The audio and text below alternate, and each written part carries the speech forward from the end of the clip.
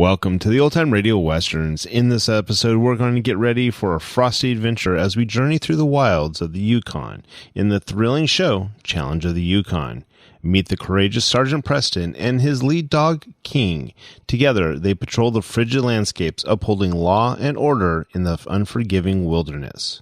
Sergeant Preston, the stalwart Mountie, embodies justice and determination, navigating the challenges of the Yukon gold rush with unwavering resolve. At his side, the magnificent King, a noble, intelligent Alaskan Malamute, stands as a symbol of loyalty and bravery. Tales of perilous rescue, daring escapes, and the relentless pursuit of justice unfold in each riveting episode of Challenge of the Yukon. The radio waves come alive with the sound of sled dogs and the crunch of snow as Sergeant Preston and King face the harsh realities of the frozen frontier.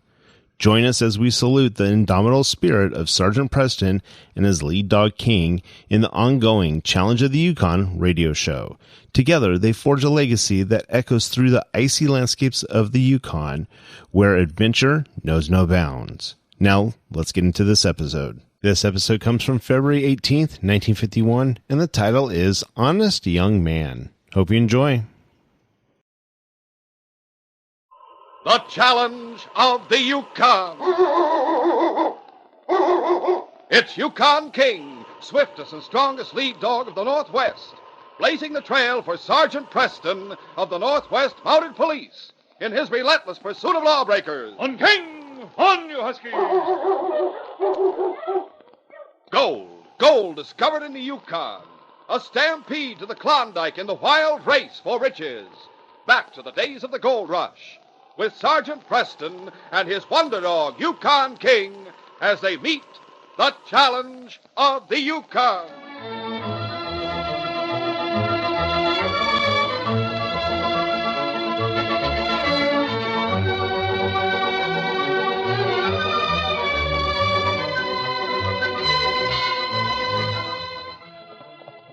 Roy Freeman rode hurriedly to the door of the small cabin he shared with his young wife, Lucy, and came to a quick stop. Oh, boy. Lucy! Roy, what's the big hurry, dear? Is someone chasing you? Lucy, honey, I found the chance I've been hoping for. We're giving up this rotten claim and moving to town right away. Roy, do you really mean it? I sure do, honey. From now on, our worries are over. What do you think of that? Oh, Roy, it's wonderful, but... But what? I thought you'd be happy about it. Oh, I am, Roy. Well, then what's the matter? Well, Roy, where did you get the money to move to town? I know you're very honest and all that, but I don't understand how we're going to live in town. Give me a chance to explain, will you, honey? I didn't rob a bank or anything, if that's what you're thinking. Oh, well, after all, you were so downcast when you left for town this morning, and now you rush in as though you haven't a care in the world. That's just the way I feel, too. We'll have our debts paid, and there's a nice cabin waiting for us. We'll move there the end of the week. Now, if you'll calm down for a few moments, maybe you'll get around to telling me how this all happened. Remember that German fellow I told you about, Carl Dessick? The man who set up a land agent office in town? Yeah, that's the one. Roy, isn't he the man you said was so disliked by everyone? No, they just don't know him, that's all. But you said the other day you didn't like him either. Roy, I've changed my mind. Now, look, do you want me to tell you about my good luck or don't you? Well, of course I do, dear. Go ahead, I'm listening. Well, I went into town this morning, determined to raise enough money to pay the store what we owe and to get more supplies to see us through. Yes, I know. I stopped in the store to talk to Pat Duffy about our account. Dessick and a couple of other men were there when I went in.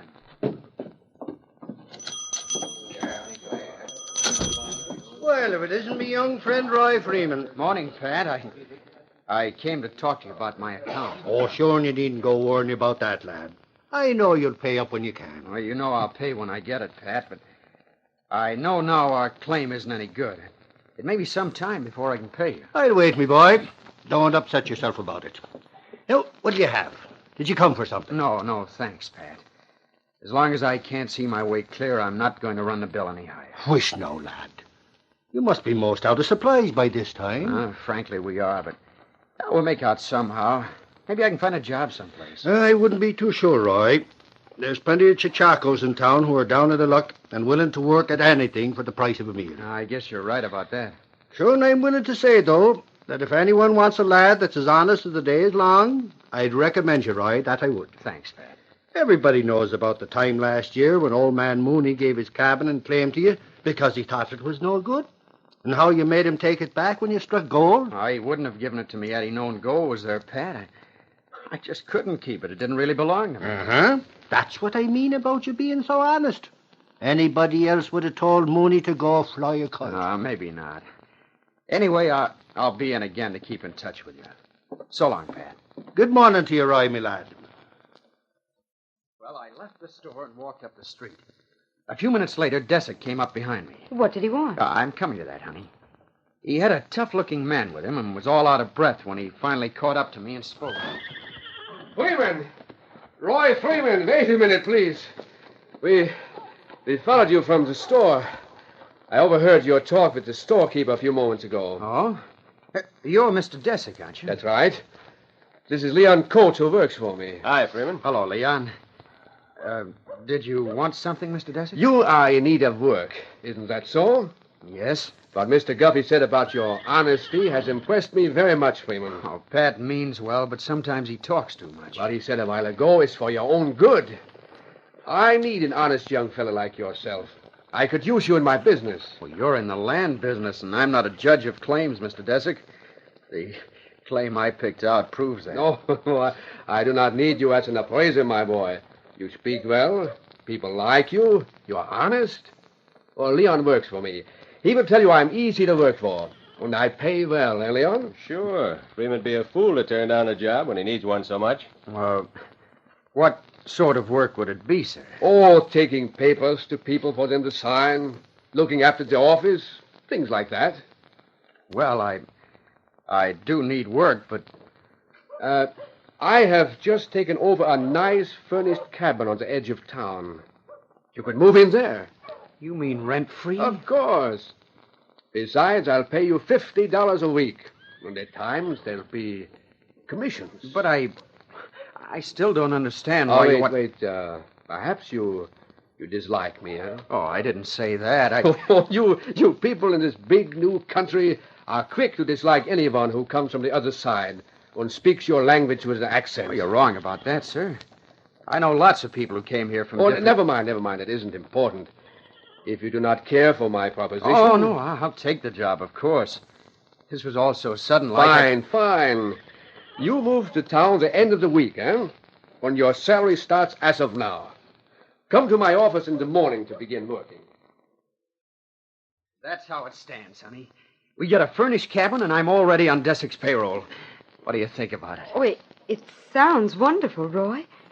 But I'm puzzled a bit about why he wants you with him. You have no experience along that line at all.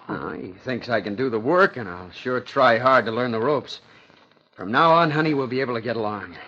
And it's all because of Desick. I'll start working for him tomorrow. A few days later, Sergeant Preston of the Northwest Mounted Police arrived in Whitehorse. He was walking along Main Street with the great dog King at his heels when he met Roy Freeman. Hello, Sergeant. Hi there, King. Oh, hello, Roy. You're looking happier than when I last saw you. Things have straightened out for Lucy and me, Sergeant. Maybe that's why I'm looking happier. I'm glad to hear it. Your claims start paying off? No, that was about the poorest claim in the Yukon. In fact, Lucy and I aren't living on Bear Creek anymore. We have a cabin in town. What, so? When'd you make the change? Oh, yesterday, as a matter of fact. I took a job a few days ago in Mr. Desick's office. He suggested we move here, and he provided the cabin. You mean Carl Desick gave you a job and provided you with a place to live here in town? That's right. Huh. Well, maybe I've misjudged Desick. What sort of work do you do, Roy? Oh, frankly, not much of anything. I watch the office when he's out, take papers to have signed, things like that. I see. What'd you do with your cabin and claim? Well, I offered it to Pat Duffy as security for the bill we owe. But he said it wasn't worth anything since no one would buy a worthless claim. Pat owns several no-good claims people turned over to him for unpaid bills. I know, Sergeant. Anyhow, Carl Desick said he'd take it off our hands for the amount due Pat, so we closed the deal. Huh? Strange Desick would put out money for the place. Yes, it is. I felt rather guilty about it, but he insisted, so that's the way it is. Desick seems to have turned out to be a friend in need to you and Lucy, hasn't he? Oh, he sure has, Sergeant. I guess people have been all wrong about him. What do you mean? Well, he hasn't been very well liked. I've heard several people say they didn't like him or trust him. Huh? Didn't know Desick impressed others that way. Well, you mean you didn't like him? Frankly, I still don't, Roy. What made you apply to Desick for a job? Oh, I didn't apply, Sergeant. He came to me and said he was impressed by my reputation for honesty. I told him I had no experience for the job, but he was insistent. That's interesting. I wonder if Desick had any reason for hunting you out, for wanting to hire someone who was known to be honest. I haven't given that much thought. Frankly, I was glad to have a chance to straighten my affairs. Well, I have to go along now. Stop and see us while you're in town, Sergeant. We're in the cabin the Merrills used to have. All right. So long, Roy, until I see you again. Come along, King. A week went by uneventfully. One afternoon, Desick and his man Leon sat at a secluded table in the cafe. Desick was saying, Well, Leon, things are about ready for the big killing. Our honest young man persuaded his 4 neighbors who had claims along Bear Creek to sell out to me. I still don't get the angle, Desick. None of those claims are worth anything, so why'd you want to buy them? Leon, as you know, I bought a deserted mine at the end of that ridge for practically nothing when I first came here. Yeah, but why do you want it? You bought 4 no-good claims on a worked-out mine. Now, listen. This afternoon, you and I are going out to that mine with a couple of shotguns on some gold dust. We'll go into the tunnel and salt that mine. Huh? But about the 4 claims you bought, Those Desick. claims are on that ridge, Leon. When they hear we found gold in the ridge mine, they'll be sorry they sold. Want them back. Nobody'd believe us if we said we found gold in that mine. You're just stuck with the claims. They will believe Roy Freeman. And I don't intend to be stuck with the claims either. I know human nature, Leon. When they hear about the gold, they'll start thinking I knew about it when I bought them. They'll begin to blame Roy. Yeah? Then what? Well, when I offer to let them buy mining stock with the money they got for the claims, they'll jump at the chance. And no doubt add more cash to it. They'll start the ball rolling when they buy the stock. And others will want to get in on it, too. Now, do you understand? Well, you sure thought the thing out, didn't you? Of course. You will take Roy to inspect the mine in the morning. Let him discover the gold. I'll wait here in the cafe. His excitement in front of the crowd should be convincing. Yeah, that's right. Now listen closely. When the men who sold the 4 claims start protesting, I'll tell them I'll sell the claims back to them at what they paid. That would put me in a good light.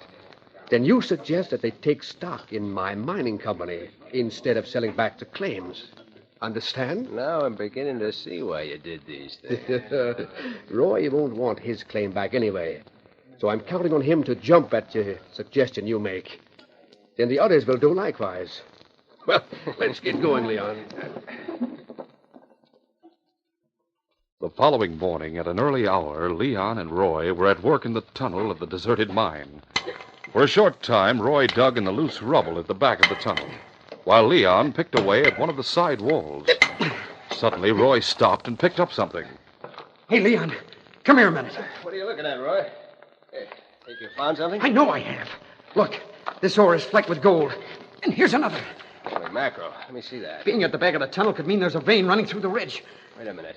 Don't get all excited before you really know for sure. For my money, I'd say this is nothing but fool's gold, Roy. Fool's gold? Oh, you're crazy. I know real gold when I see it. I'm sure that's the real thing. I hope you're right. I'm sure of it. And to think the former owners were so close to a strike and then gave up. It's hard to believe. Yeah, it sure is. If we go back to town and report this, it's going to cause quite a stir, Roy. Now, what if it does? We were sent here to inspect the mine, and I'm going to report exactly what I've discovered. If you're suggesting that we keep quiet about it, then you better change your... Now take it easy. I see what people mean when they say you're so honest. Now, let's get back to town and find Desick. Then you can tell him what you please. Now, let's get going. All right.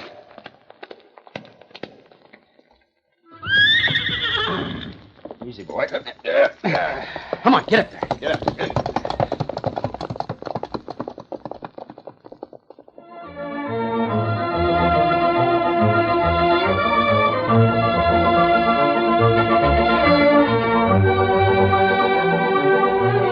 We'll continue our adventure in just a moment.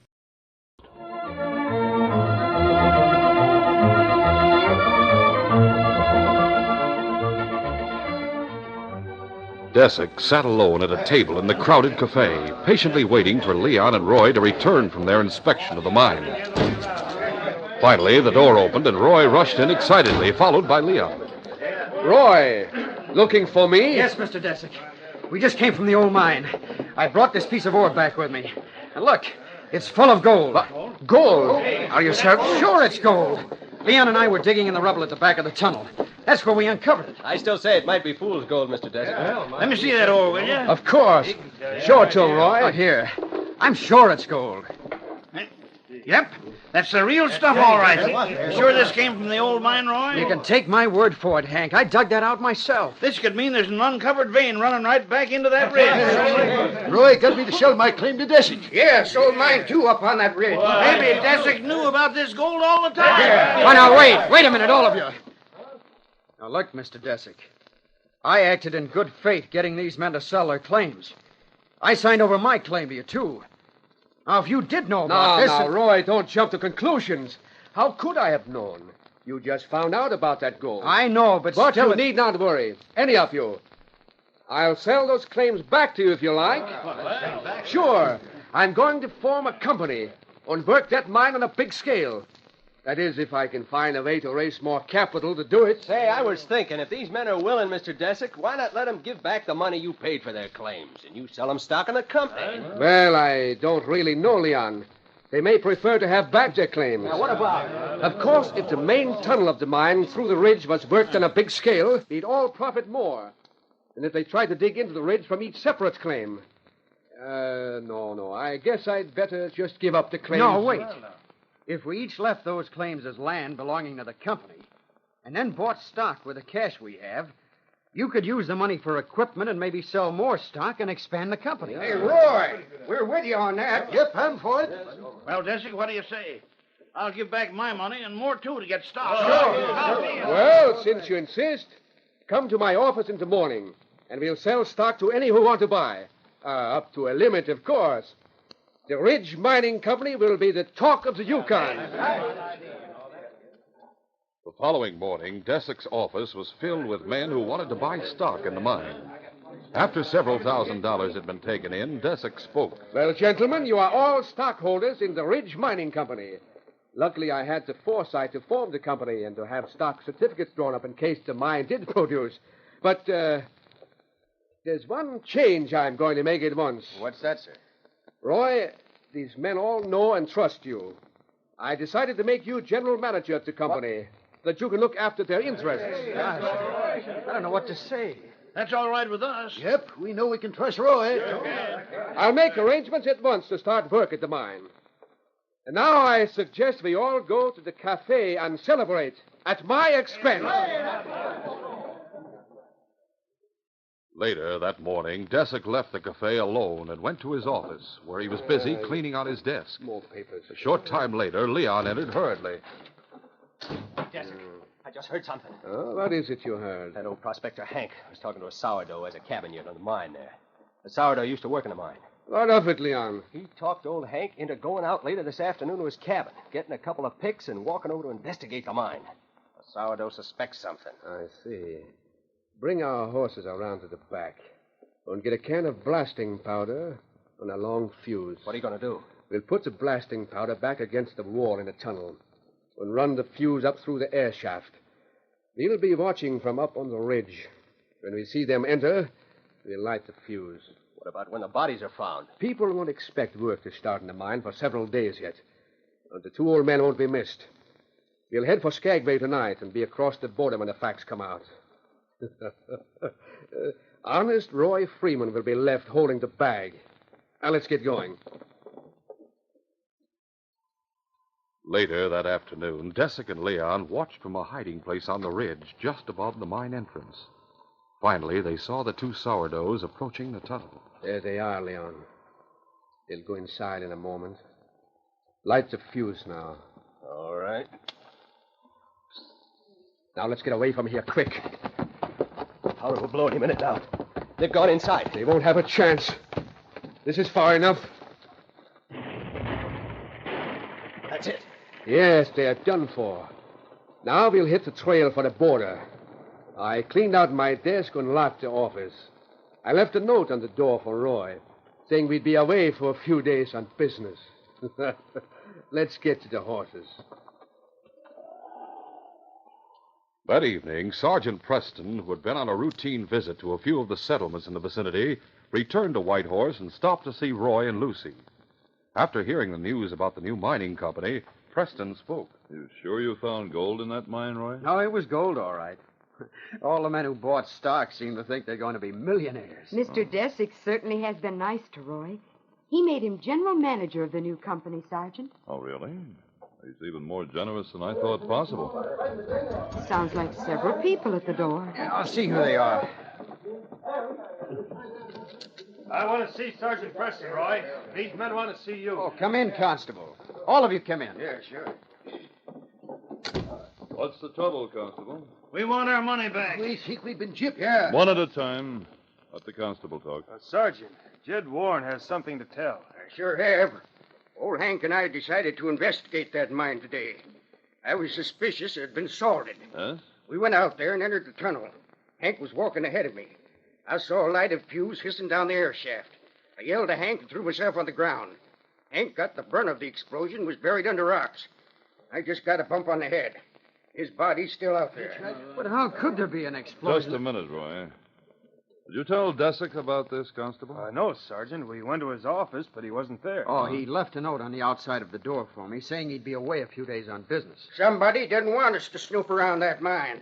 They deliberately set out to murder Hank and me. Well, most of you know I was in town all afternoon. Sure, but your pal Desick and that man Leon weren't. I'm sure this whole thing is a frame. You're the one who told about finding gold, Roy. Yeah, we trusted you and bought stock. Now, if there's anything crooked about it, I didn't know it, I swear. I say Desick skipped town after setting off that blast and took all our cash with him. After giving you your cut, Freeman. No, I didn't get any of the money. You're general manager of the company. You're responsible for its operation. Please. Roy wouldn't do anything dishonest. I'm sure he wouldn't. That's what we thought until now. Constable, you'd better take Roy into protective custody until this affair's straightened out. But, Sergeant, Roy, we'll get to the bottom of this, believe me. When we do, you'll be cleared if you didn't have anything to do with it. Come on, Constable. King and I will go with you and Roy. And we'll investigate this matter thoroughly. Let's go, King. Come on, boys. Let's go. Sergeant Preston will have it. After leaving Roy at the jail as a protection against the angry townsmen, it was agreed that while Sergeant Preston and King went to Desick's office and picked up his trail, the constable should get a few men and recover Hank's body at the mine. At the land office, Preston forced the door and examined the interior. Skipped out all right, fella. There's an old glove in the bottom drawer. You can use that to get the scent, King. Well, look around out back. Come on, boy.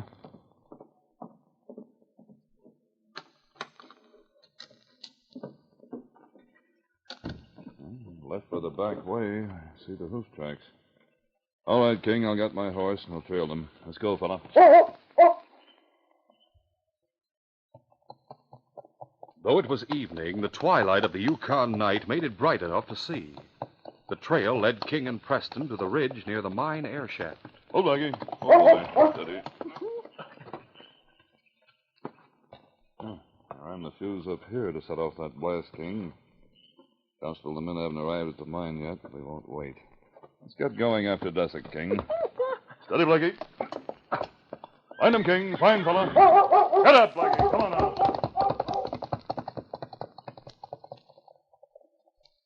Meantime, Desick and Leon had ridden about 20 miles before they stopped at a vacant trailside cabin. Leon had brought a few supplies, and they decided to eat and rest. As they sat having coffee, Leon was saying, You don't intend to spend the night here, do you, Desick? We wasted 2 hours already. We'll get a few hours sleep, Leon, then start out. Remember, we'll have several days' start before anyone suspects anything. I hope so.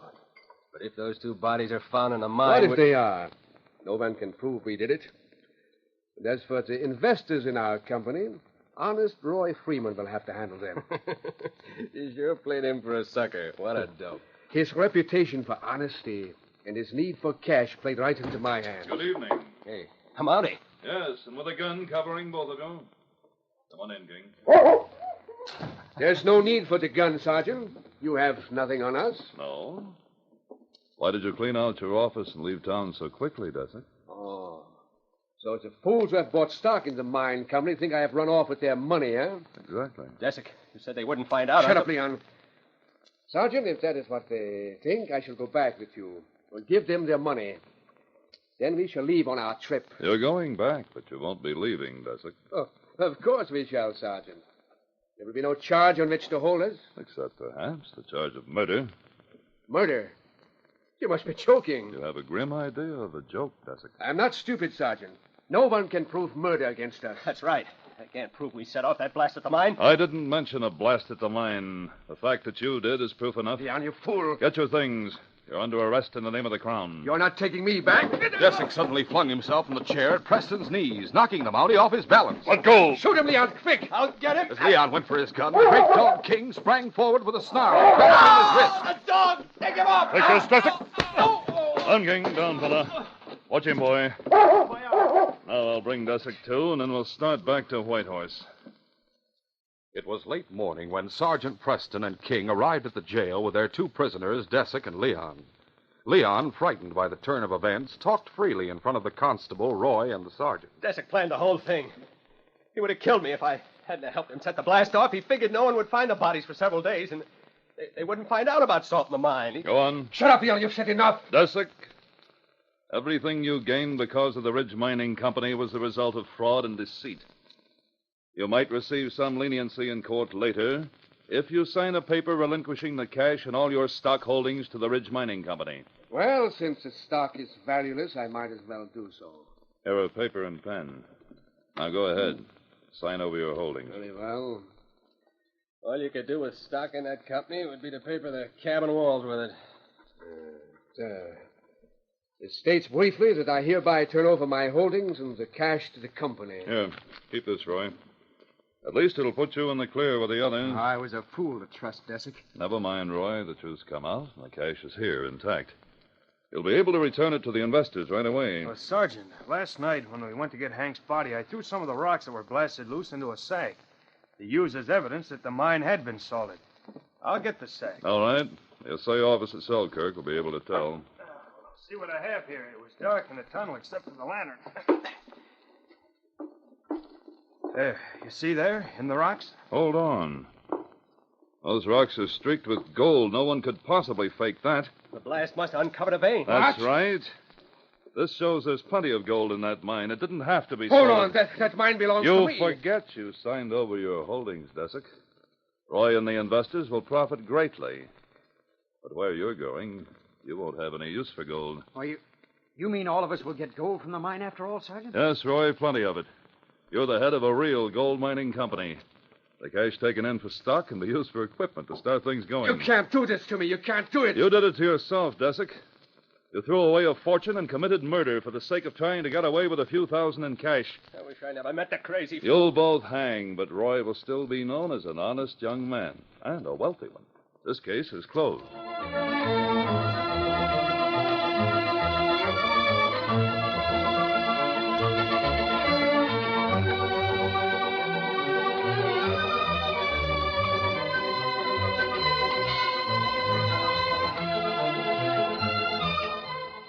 In our next adventure, in his office at Mounted Police Headquarters in Dawson, Inspector Conrad was speaking to Sergeant Preston. Sergeant, I'm afraid we'll have to hold that young mining engineer, George Haywood, for the murder of Dave Kyle.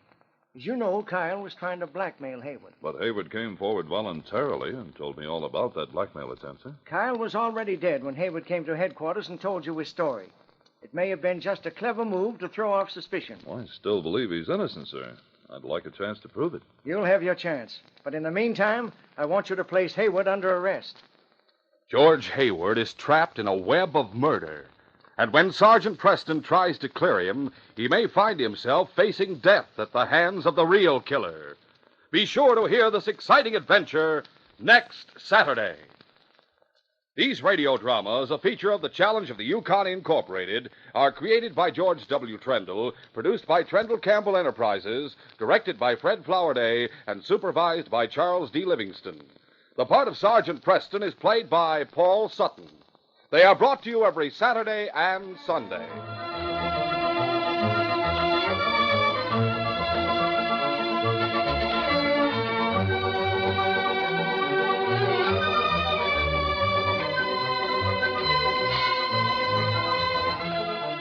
This is J. Michael wishing you goodbye and good luck until next Saturday. This program came from Detroit. Today's most popular heroes of outdoor adventure are heard every weekday afternoon from 5 to 6 o'clock. Monday, Wednesday, and Friday, Mark Trail roams the wilderness. Clyde Beatty defies the beasts of the jungle. And Victor Borga entertains with 5 minutes of musical laughs. Tuesday and Thursday, there are the Indian hero Straight Arrow riding to uphold justice, Sky King zooming to supersonic action, and Bobby Benson, the cowboy kid, in tales of Western daring. Listen to Mutual's Hour for Fun with Mark Trail, Clyde Beatty, Victor Borga, Straight Arrow, Sky King, and Bobby Benson over most of these stations every weekday afternoon. This is the Mutual Broadcasting System.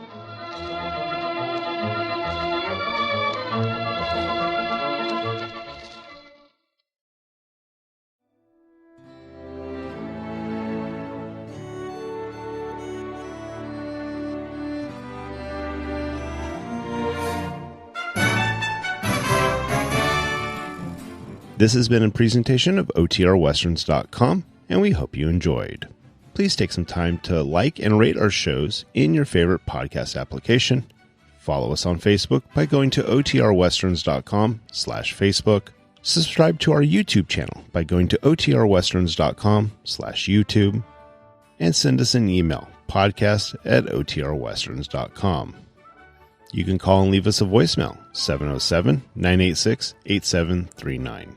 This episode is copyright under the Attribution Non-Commercial Share Alike copyright. For more information, go to OTRWesterns.com/copyright.